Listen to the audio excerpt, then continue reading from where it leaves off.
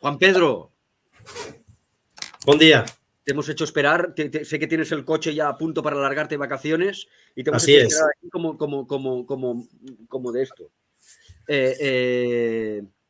Oye, Alternativas Económicas, el número que ya dijimos el otro día, coordinas este especial sobre los efectos de la economía, los efectos sobre la economía como consecuencia de la guerra, de la invasión, para ser más exactos, de Ucrania por parte de Rusia.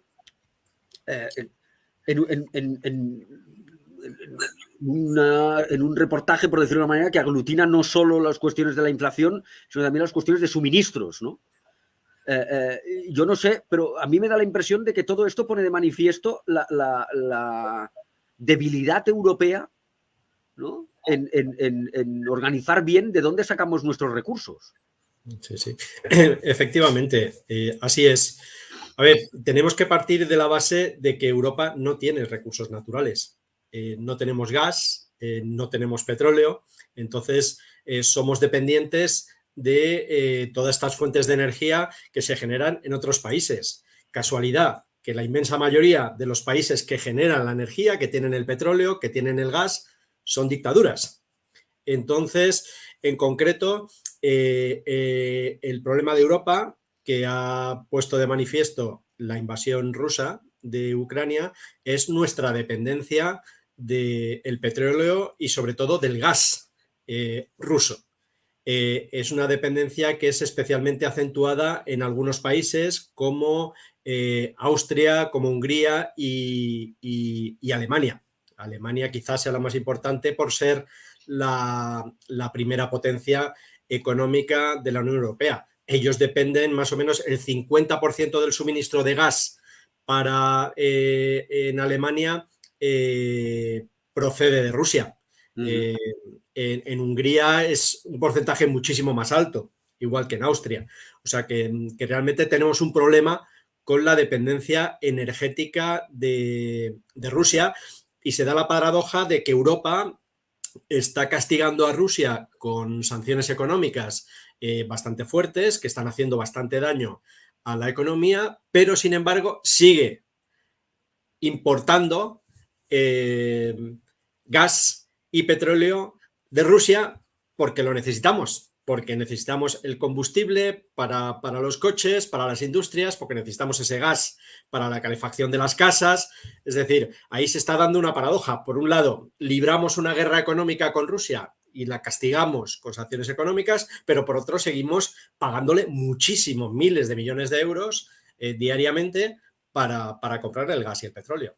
Es muy interesante esto porque el otro día Josep Borrell explicaba eso de que sí, hemos dado 1.000 millones de euros a Ucrania para armamento, para que libre la batalla contra Rusia. Dice, pero 1.000 millones de euros es lo que estamos dando cada día nosotros a Rusia, ¿no? A través de las empresas gasísticas. Es una paradoja absoluta. Efectivamente, y con ese dinero pues Rusia se puede permitir financiar la guerra en Ucrania. Todo lo que esto yo creo que pone de relieve es la necesidad de, primero, de que Europa sea lo más autosuficiente posible en materia energética, y eso significa seguir potenciando las energías renovables, como la energía solar o la energía eólica, y luego también la urgente necesidad de acelerar la transición energética hacia una economía descarbonizada. Si antes ya había muchísima urgencia por avanzar en esa dirección, ahora con la guerra hemos visto que es imprescindible hacerlo, y cuanto antes lo hagamos, mejor. ¿Pero realmente crees que esto va a generar un cambio de política europea en materia de energía? Es decir, ¿que va a producirse eso? Sí, yo creo que por necesidad. Hombre, Europa ya avanzaba y quizás sea el bloque económico del mundo que avanzaba más rápido hacia la descarbonización, y esto va a significar que Europa acelere, pise el acelerador en ese sentido. Tiene que haber un periodo de transición, y en ese periodo de transición necesitamos el gas. necesitamos el gas y Francia, por ejemplo, necesita la energía nuclear, porque Francia es muy dependiente de la energía nuclear.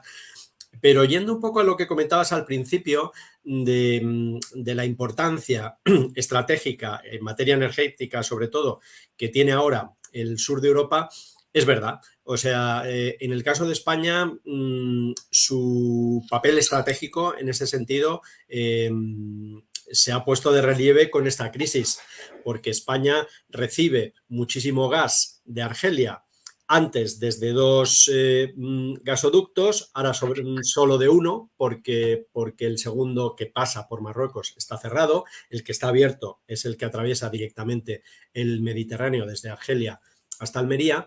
Pero España lo que tiene también una gran ventaja es que nosotros tenemos muchas plantas de regasificación en los puertos. Es decir, podemos recibir gas licuado, que el gas en origen lo que hace es se convierte en líquido, se carga en barcos, se lleva a puerto y en esos puertos se necesita tener una planta de regasificación. Y ahí es donde España es fuerte porque tenemos muchas plantas de regasificación, al contrario que en el resto de Europa, y nosotros sí podemos recibir gas, almacenar gas y transportarlo al resto de Europa. Con lo cual, España adquiere una importancia estratégica mayor de la que teníamos antes en materia energética.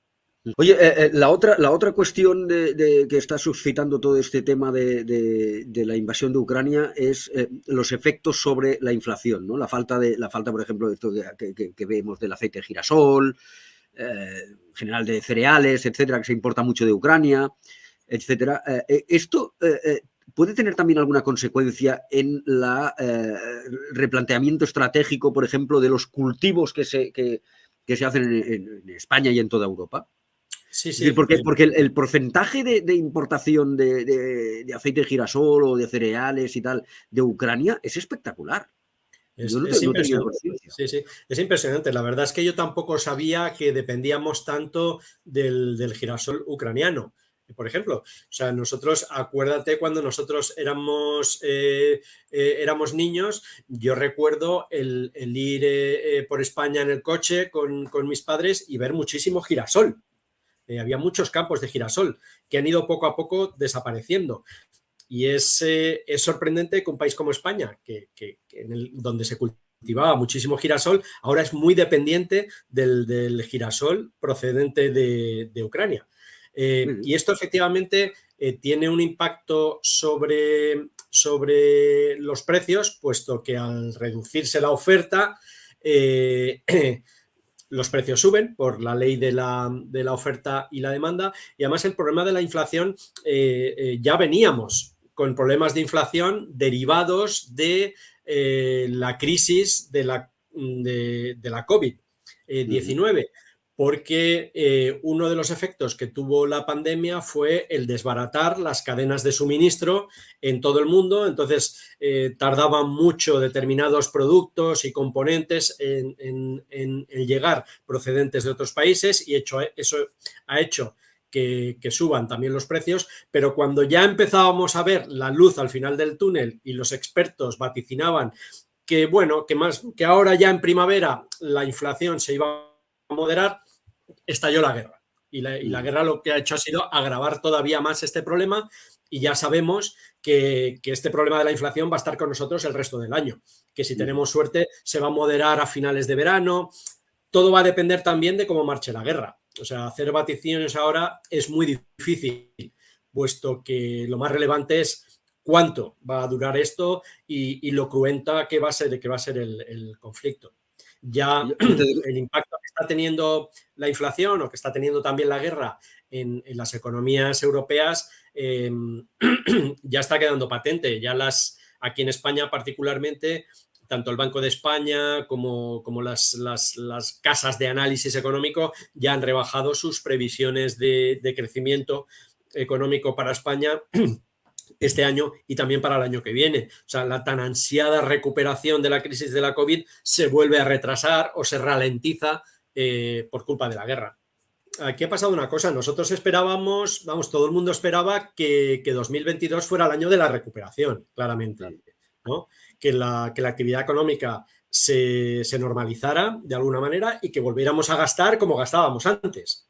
Incluso un poco más. ¿Por qué? Porque durante los 2 años que ha durado la pandemia, que llevamos de pandemia, hay mucho ahorro embalsado. La gente ha ahorrado. ¿Por qué?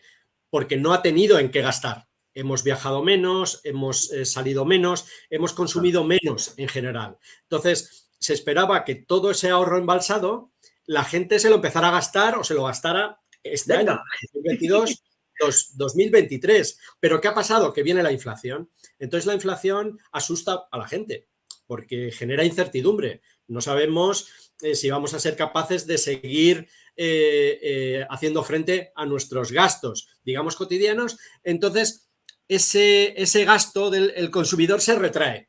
Entonces ya no tiene tantas ganas de consumir como parecía que tenía a principios de año, ¿no? Entonces, al final la inflación se come el ahorro, al final la inflación se come el ahorro que mucha gente hizo por obligación porque no podía gastar, ¿no? Pero se va a comer ese ahorro que hiciste mientras estabas confinado. Efectivamente. Entonces, pues se abre un periodo así un poco incierto en el que nos vamos a pensar 2 veces a la hora de gastar, ¿no?